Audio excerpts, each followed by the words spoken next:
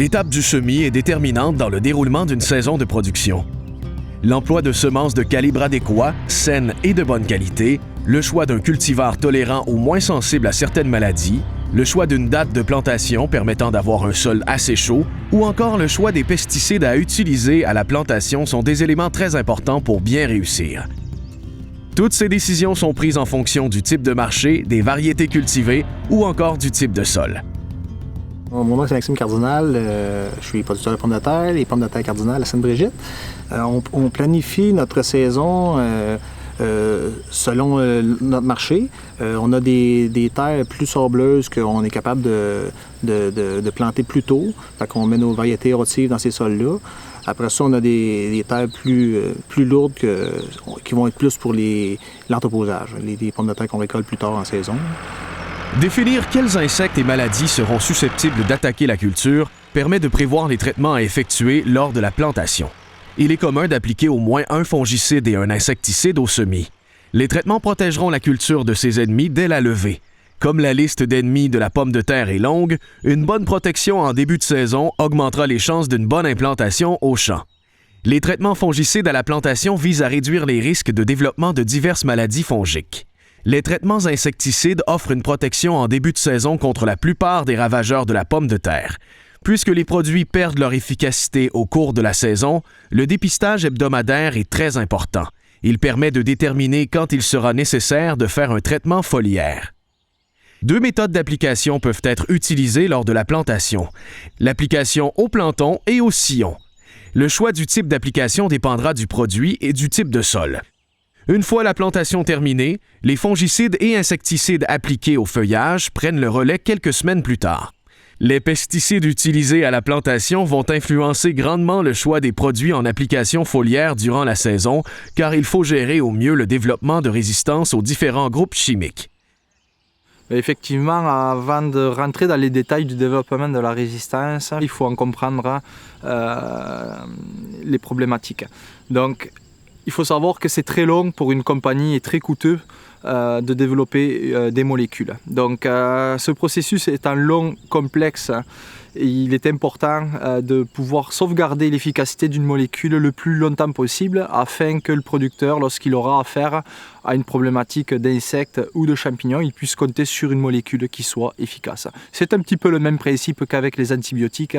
Alors pour simplifier, il faut comprendre que dans une population de mauvaises herbes, d'insectes ou de champignons, il y a naturellement ce qu'on appelle des mutants. À force d'exercer une pression de sélection, c'est-à-dire d'appliquer des produits qui sont efficaces, on va se mettre à éliminer les individus sensibles et à sélectionner les individus qui sont résistants ou tolérants, ce qui fait qu'au fil du temps, ces individus tolérants-là vont se multiplier et devenir majoritaires dans une population.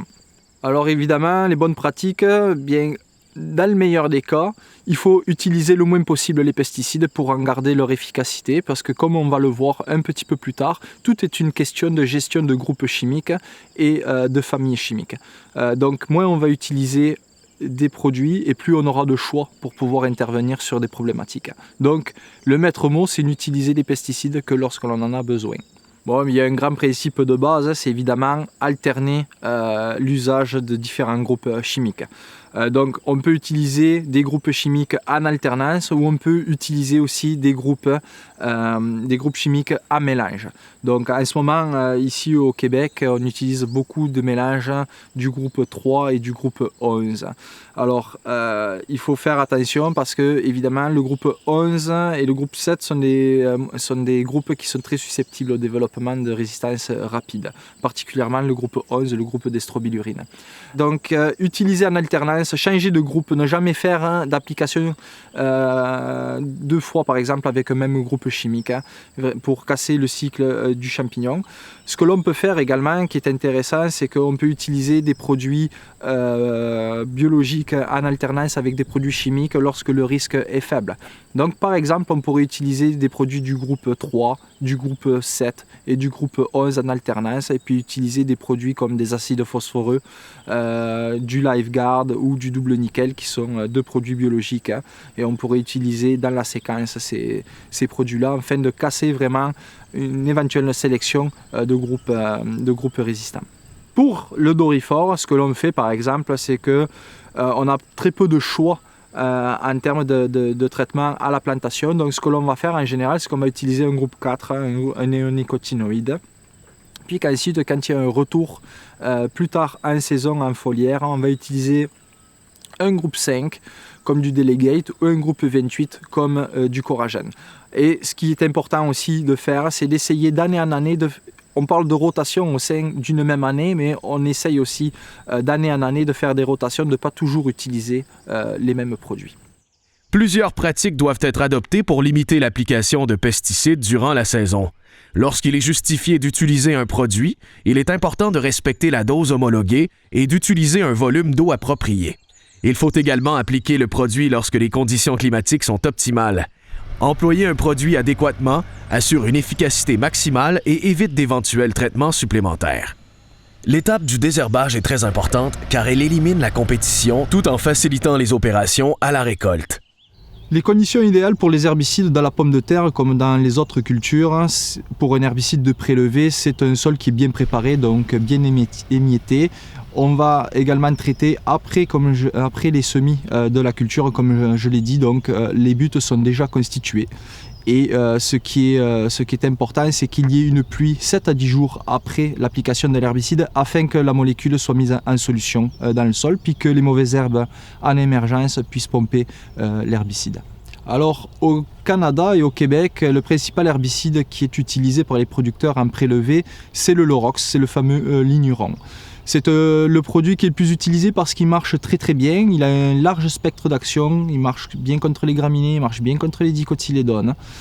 Donc c'est un produit qui a eu un franc succès ces dernières années. Le problème, c'est que ce produit-là est parmi les produits qui a l'IRS, l'indice de risque sur la santé le plus élevé au Canada, avec un indice, quand il est utilisé tout seul, de 1205. Or, les valeurs de l'IRS vont de 1 à 2420. Donc c'est un produit qui est extrêmement toxique. Alors dans le cadre de ce projet de démonstration, évidemment la suppression du ligneron a constitué un aspect majeur pour réduire de beaucoup le bilan final de l'indice de risque sur la santé. Donc ce que l'on a fait concrètement, c'est qu'on a remplacé l'usage du ligneron par 2 molécules. Du Bondari, qui est du S-métolachlore mélangé avec de la métribuzine, et on rajoute un petit supplément de métribuzine pour donner une rémanence. Donc là, quand on fait une stratégie comme ça, on a du Bondari qui a un indice de risque sur la santé de 306 versus 1205. Donc on réduit grandement notre indice. Et depuis l'année dernière, on a une nouvelle molécule qui est homologuée dans la pomme de terre, c'est le Zidua, c'est la pyroxasulfone, qui est utilisée en mélange avec de la métribuzine et qui a seulement un IRS de 111. Donc globalement, on a réduit nos indices de risque sur la santé de 75 à 90% à un coût similaire ou inférieur et avec une efficacité qui a été tout à fait similaire. Les traitements à la plantation et les herbicides permettent d'assurer une levée uniforme et une bonne plantation des pommes de terre. Une culture qui s'implante bien en début de saison a plus de chances de procurer un bon rendement et des tubercules de qualité. Toutefois, la saison ne fait que débuter et il y aura toute une série d'actions à poser une fois que les plants de pommes de terre auront émergé.